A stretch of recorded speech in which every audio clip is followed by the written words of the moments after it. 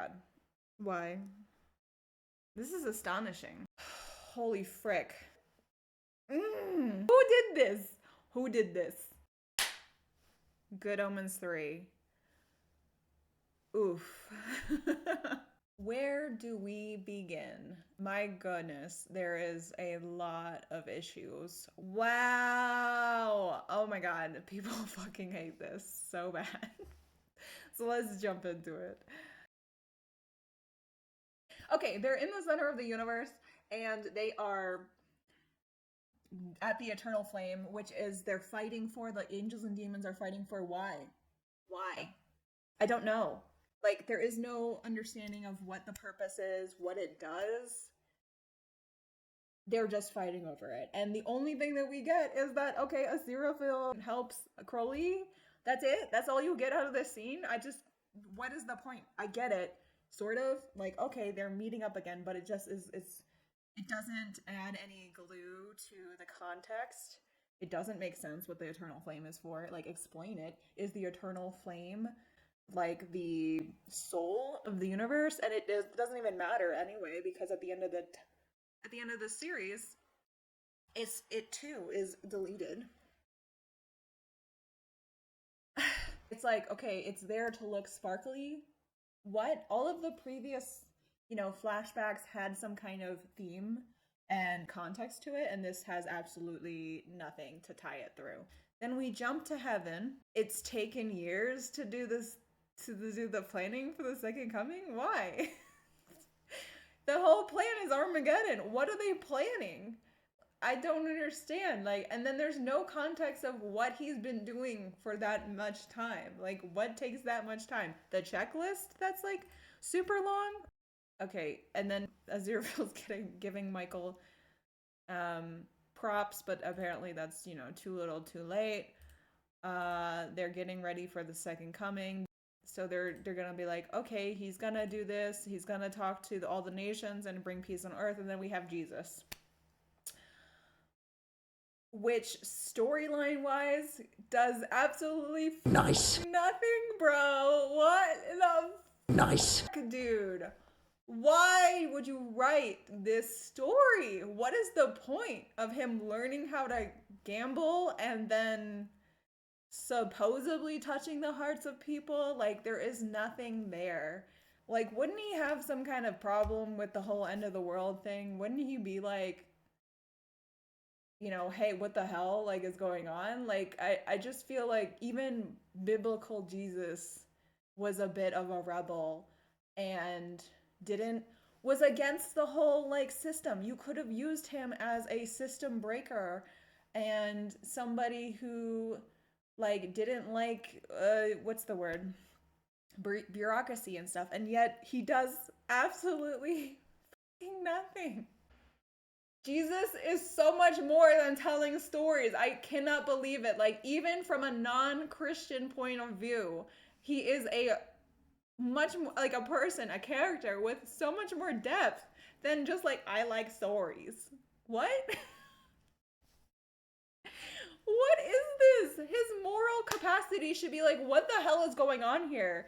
Why are you guys acting this way? Blah, blah, blah. Like, what am I in? It's just... he's just confused. He's learning to find the lady. What does this even go to? I don't know. It doesn't make sense. It doesn't matter in the story. It doesn't do anything. Jesus just gets erased with the rest of them. Doesn't make any sense. God doesn't give a shit. Like, they introduce Jesus and then he's like, disappears. Oh my god. In season 1 through 2, never has there been such a uncontextual cut to something happening. And that happens a lot and frequently throughout this last part, is things just start to happen and they're just so stupid. The whole where Crowley goes to get his car back. He's like, I'm gonna go get my car. And then you cut to the next scene, and the next scene is literally him getting withheld, like, by the gangsters. Like, Bruh. The fact that he loses his Bentley to Monopoly, it's just so stupid. Like, I thought that maybe, okay, it could be interesting if this gangster was the devil because he's making deals like the devil, not giving him a choice. It sounded, it was like very on the same note of like, oh, well, I'm gonna make you do this. And even then, I don't know. I wouldn't say it's like too much like the devil because I feel like the devil gives you like choices through temptation, and that wasn't really temptation. It was like throwing him into a hole where he literally had no choice. Just so stupid and extremely stupid that he had no miracles. Like, what? You're telling me that Azhiraphale broke up with Crowley, broke his heart, and then cut him off? Why would hell cut him off? Like, all of a sudden? Why would the hell cut him off after the whole Gabriel thing? Why wouldn't they have cut him off back then? It just doesn't make any damn sense. And why would Azhiraphale not even think of Crowley as soon as he left? That doesn't make any sense. It's so bizarre and out of character, and it's just literally a plot device. A poorly constructed plot device. Stupid. The whole Jesus leaving is stupid, and it literally goes nowhere. Nobody finds Jesus. Azhiraphale wants to bring peace on Earth. Jesus is there. Jesus doesn't even know how to bring peace on Earth. He gets lost, and peace on Earth isn't even achieved at all. Like, who wrote this? Who wrote this? An intern? Crowley goes betting for some stupid reason. Again, it's just a scene to kind of set up the fact that he lost the Bentley. Self-destructing. That's like the point of this scene. But I mean, again, it's just so stupid. It's so much time spent on this and so little time spent on Azhiraphale and Crowley smoothing over their relationship. I do not understand this. Why would you do this unless there was some kind of production time issues between the two actors, like not being able to have screen time together? This just it makes no sense. It's another thing entirely to talk about, the relationship and how awful between 1 and 2, the quality there between their dialogue and their interactions. And then this is astonishingly bad. Okay. Oh my god. Now we're at the scene where the Metatron gets like 20 seconds of screen time where he was made up to be such a big guy at the end of season 2. Oh my god, how important is the Metatron? How the hell does this stupid betting, like, gangster arc, or whatever the heck you want to call it, take so many minutes? Like, that's 3 minutes so far. 3 minutes to the gangster plot that is absolutely unnecessary and stupid and doesn't have any meaning on the story whatsoever because they get the Bentley back anyway. 35:52. Holy frick. 35:52.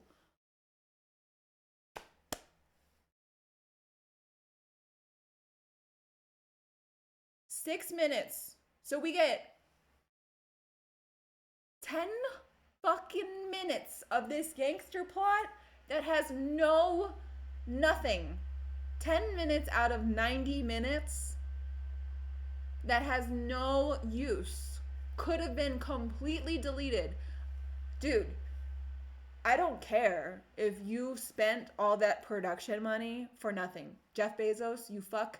Okay, you're the richest bitch on the planet, and y'all can't just throw that money away. This could have been a side feature, like an extra bonus material, because it literally has no standing in this 90-minute special. How dare you, bruh? Metatron takes about... What are you doing there? 50, you know... He gets less than 30 seconds! Less than 30 seconds! Oh my god. Oh my god. Metatron. Less than 30 seconds. Dude, that moment is when you lose Jesus. That I didn't even register the first 2 times I watched this thing. So I guess at this point the content is so bad, and it's like that Netflix effect where like you're not paying attention fully, because I know that I really wanted to watch this, but at this point in the in the finale, I'm like, oh my goodness, it's already like so badly executed that I guess I'm like sort of looking away. I know that I had my computer with me, but um holy moly. Okay. Okay, so this goes down to earth. Okay, why are they doing construction? Why is everybody going out of business? Are you going to use any words to describe what that means?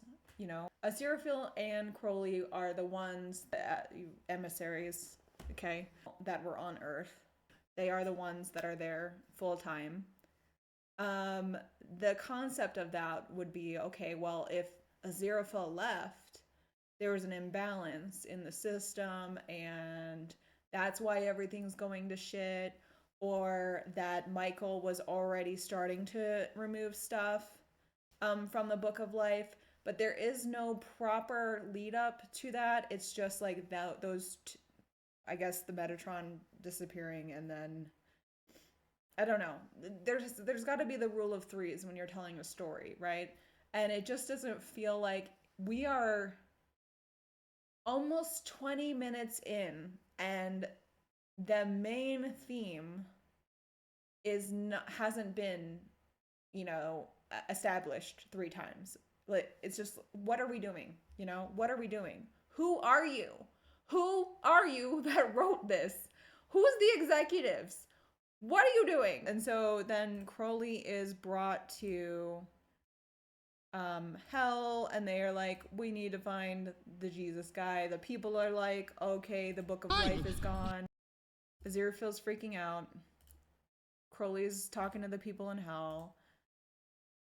And again, it's like, this is all useless scenes. This is all useless runtime, because what does this even do? Like, it doesn't matter that they're both looking for them.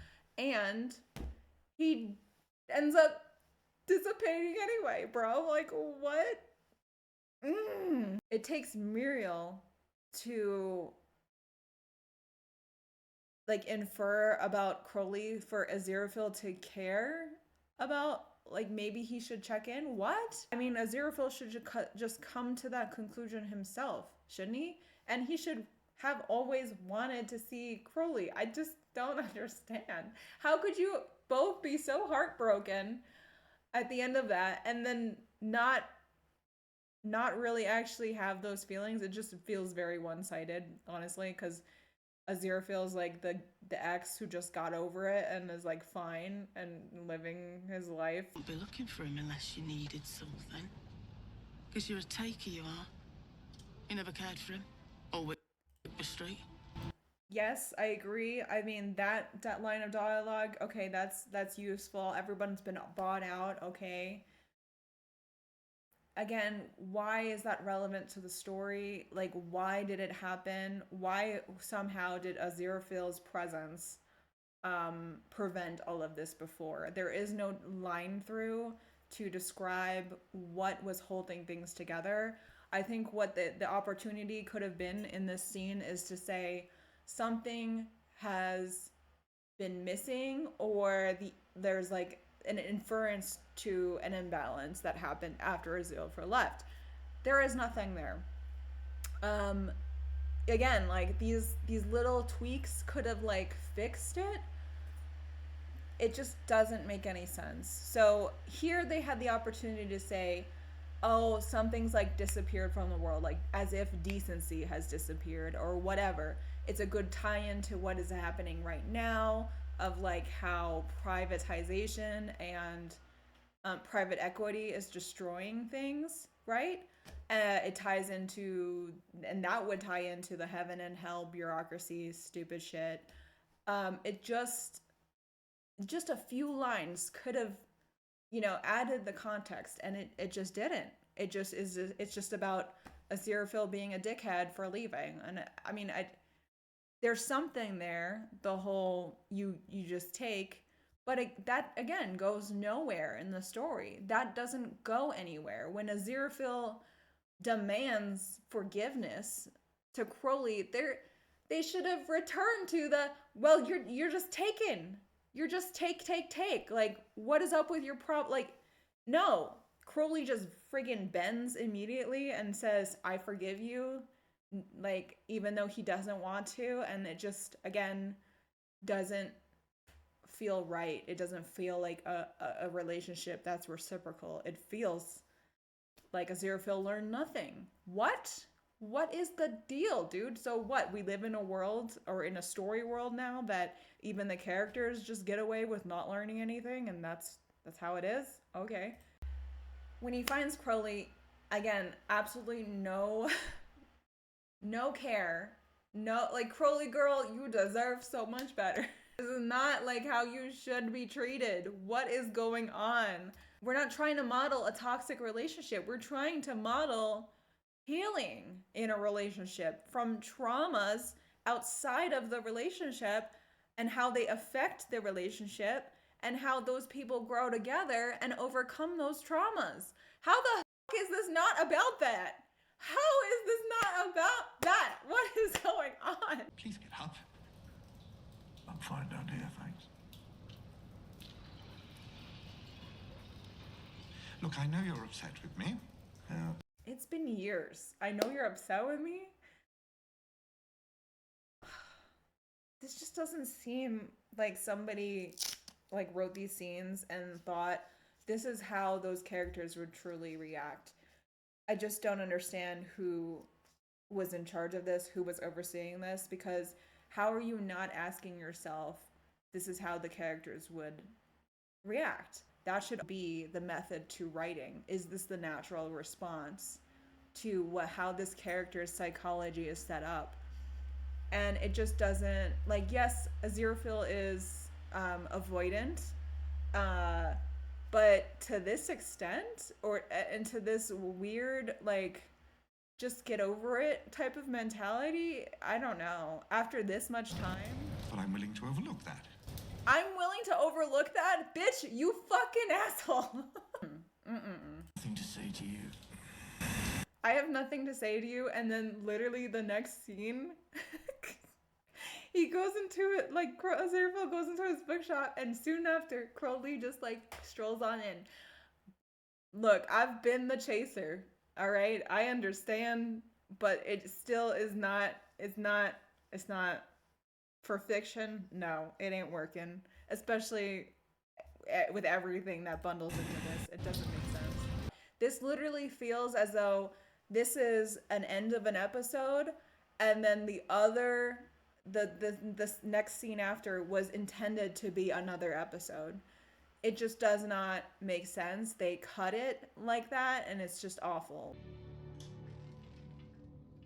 Breaks your heart, doesn't it? Crowley. I don't know. Like, again, this kind of probably would have worked, right?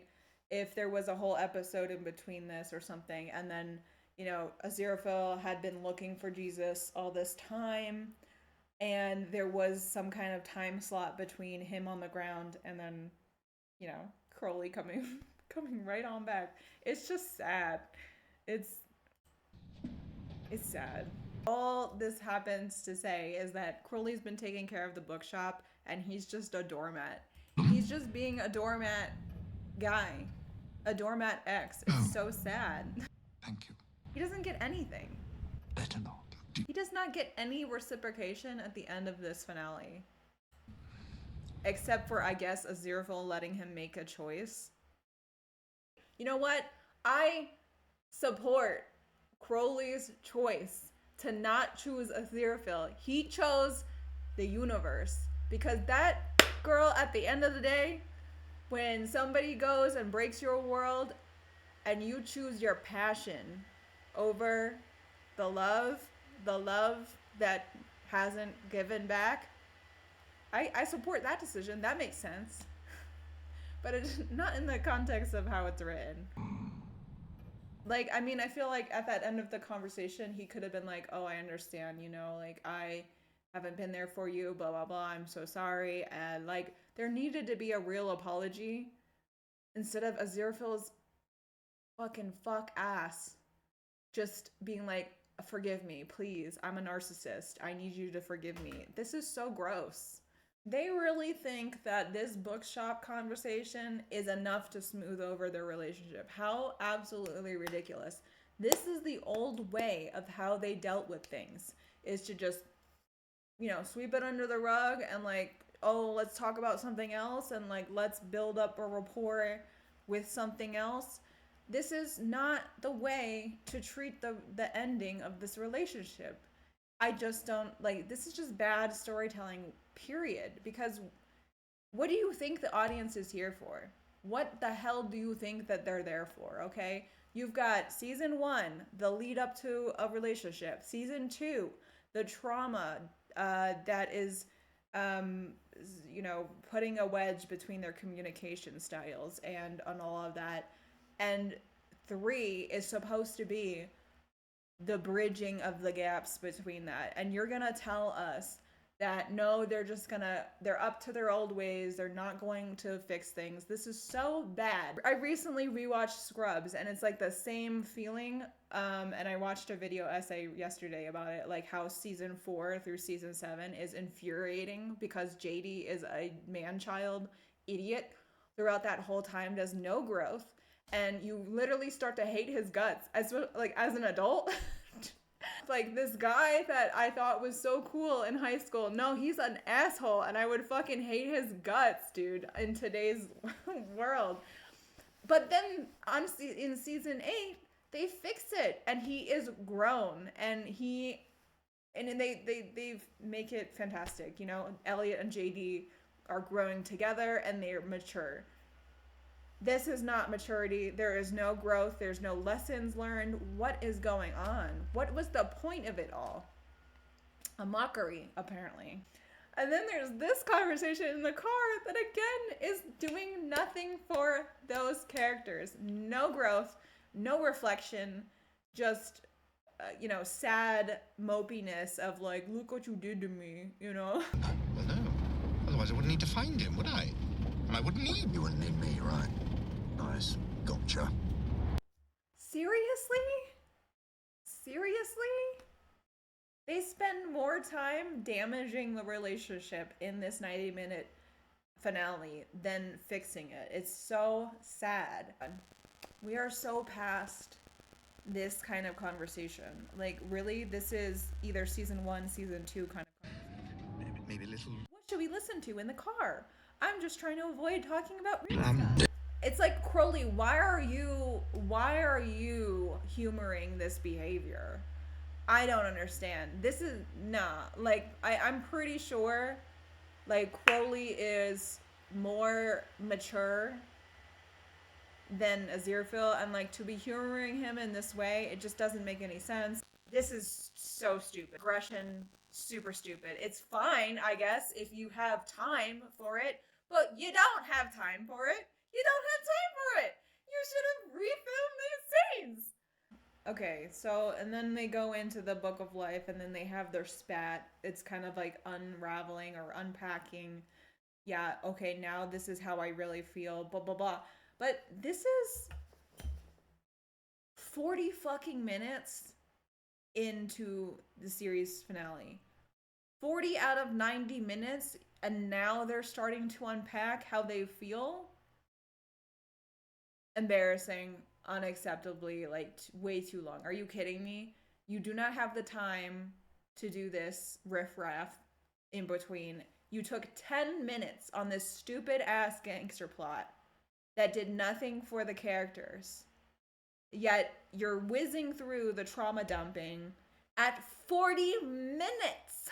The 40-minute block, this should have been, let's say, okay, they see each other again, whatever, and they're like, oh my god, like some crazy shit's going on, but I don't want to see you, blah blah blah, some resistance or whatever. Then the trauma dumping at maybe 15 minutes, and then like the unpacking of the trauma, and growing the trauma at the 40-minute mark, bro.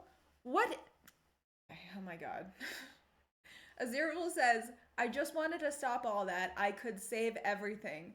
And it ends with them saving absolutely nothing. That's not how you write a satisfying fictional story, dude. The point, again, the point is a satisfactory story, not like the cynicism or the nihilism of real life. Nobody likes that shit. Nobody likes that shit. We hated the Buried movie. We hate movies that end with a huge bummer. Life sucks already, dudes, okay? We don't want to see it.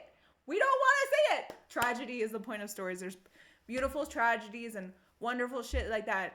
But this is not that story. That's not that genre. What are you doing? Do you not know the goals of the story that you're trying to tell before you write it? Like, it just feels so carriage before the horse type of thing. I just don't understand why there are so many, there's so many theories. There's so many good writers out there. How are you losing the basics? How are you losing the essence of what it is supposed to mean? And like, okay, even if it did end bad, there should be still some kind of tie-in to it and why and blah, blah, blah. At the end of this stupid ass story, God's just like, yeah, cause I'm a story writer and that's like the way it is. And ha ha ha, like you're just my characters and get fucked. I'll bet you that's what's happened to the Metatron. Soon enough, you'll forget all about them. Soon enough, you'll forget about the Metatron. No one forgets about the Metatron in this story. It doesn't seem like it. Tell me what is the point of that unless they didn't want to remove production content because they did it already. It just doesn't make sense anymore in this context. Like, okay, you didn't film any scenes about them forgetting anything. This could have worked. That's even more infuriating, is that this could have worked where, okay, now you're going into the theme of memories, okay? Now you're going into the building of memories create reality, because that's what Final Fantasy VII literally does in its whole thematic, universe. Memories are the reason for time-space existing how it does. Yet, they drop the ball entirely. How do you do this? How can you do this? Why even bother? It's like you kind of understand a concept, but you don't understand a concept, so you don't know where to go. This could have been the one thing that would have saved the concept and actually made the end of the movie useful, because memory, story, all of it, okay? The purpose of it all, the ineffable plan, is about the story itself, the experience, the journey along the way, right? God's reasoning was to watch the journey unfold. Michael's understanding of the memories that he's they are destroying, they still have exist in their head, therefore they still exist in reality. Okay, then that leads to the ending of that last conversation where God's like, yeah, the point is the story, blah blah blah. Okay, and the story of you two is the reason why it matters. And it matters because of our memories, and then our memories carry over into the new universe, and we're reincarnated without the trauma and the liberation that we could have had, and we have a feeling as if we've known each other forever across lives. Across lifetimes, across what we've known each other since the beginning. You could have tied that off so perfectly, and it only needed a few lines of dialogue changes. How could you drop the ball so hard that was the easiest way out of this dumpster fire, and you didn't do it? You needed a test group. What is this? What is this? Horrific. The Azhiraphale going to hell thing can stay. It's fine. Which ties back into Michael, you know, communicating with hell. Fine. That's great. Okay. Scene passes. Okay, that makes sense. Finally. Okay, now we're back to Crowley and Azhiraphale talking about the mystery. Oh my god, I'm hungry. This scene is fine also, where Michael erases Uriel, but again, it's so edgelord. It's so silly. It's like, I'm gonna erase Azhiraphale because fuck him, right? Okay, I know that the angels and hell have always been for Armageddon from season 1, but there is no motivation. Like, oh, Michael, you want destruction. Why? Because it's the plan that you think is the plan? Crowley has made it clear many times over that nobody knows the plan. So, I don't know. There needs to be like an emotional connection between wanting destruction at this point, other than just following the rules. You're again, the infinite slog. Why are you not putting an emotional like charge to it? What is this pen? Oh, she's rewriting? Would you like to know how I did it? No explanation of what this pen sigil thing is, that it writes Akashic record into the Book of Life. And what does it write? We don't know. I think that she's claiming ownership over the book. But again, completely, I missed that the first 2 watches. Had no idea that that was there. What was the point of that? What's the point of them living in her head? Again, serves no purpose, doesn't explain that memories carry on. Wow. Wow. Wow. I'm the only one who remembers. You are lying down parts of the foundation. You are lying down parts of the foundation here. Quantum physics, the strands of a time space, everything that exists, memory. How are you not finishing it? Finish it. Anyway, this is so exhausting. Okay, Michael burns everything except for the bookshop because Crowley takes it out of the thing. And then they have like one space in time where they can do this. And again, here we go with Azhiraphale demanding forgiveness, even though it's completely unearned. No forethought, no sorry, no nothing. Gross. Gross. Then they don't care that the world that they love so much doesn't exist. God's like, too bad, so sad, get fucked.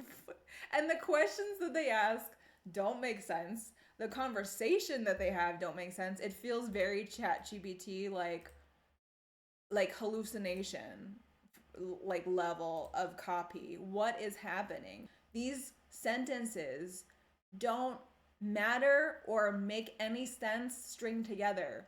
What's going on? Even Jordan Peterson makes more sense than this last scene of conversations. And yes, this is pretty bad, the way that they wrapped up their last moments of existence. Not having any closure, not having any kind of actual talk between them. Is this worse than Doctor Who latest seasons? Like, can we... between the two? Woo! I mean, I think Doctor Who was way more disappointing. Because holy frick, the potential that they had there, and then this is like a lot less time that has been spent with these characters. Level of train wreck of like, what are you doing? Are you asleep at the whale? What happened? Do you have COVID brain? Because it looks like you might have COVID brain, and I know we all suffer from it, but that's pretty bad. You need to take some genius mushrooms. Like, get better, because wow. So I only want one thing. I only want one thing. Azhiraphale, I only want one thing. You! I want you, Crowley, even though I barely fucking show it. And if you want it so bad, why are you not, I don't know, why are you not expressing it? You know you're about to die. You're just, ew. I mean, like, the only thing that I do like is the little bit you know, when they end up together, reincarnated. But again, it's missing the strings that needed to, you know, pull that together to say, this is them. This is like them reincarnated and oh blah blah blah. You know, I made this comparison of like what dreams may come. You know, let's start over again. Let's try again. The memories of this universe carry on, the imprint, the expression. No, God's like, ha ha ha, you know, you're just a dumb bitch and I don't care. And like, it is what it is. This is just amusing to me. And your aunts. And it's just mean spirited. It's gross. And I don't know. I really do. I do like the human versions. I just don't think the execution was good. Like some people are saying that, oh, they didn't like the human outcome, but at the very least they would have their memories if they had to make the concession that they were gonna be mortals. You know, it's just bad. It's just bad. And it's like it's joy baiting in a way that isn't satisfying, I suppose. Yes, it's there. Go. At the characters, it's like reunion energy, but without payoff. I don't know. That's my review.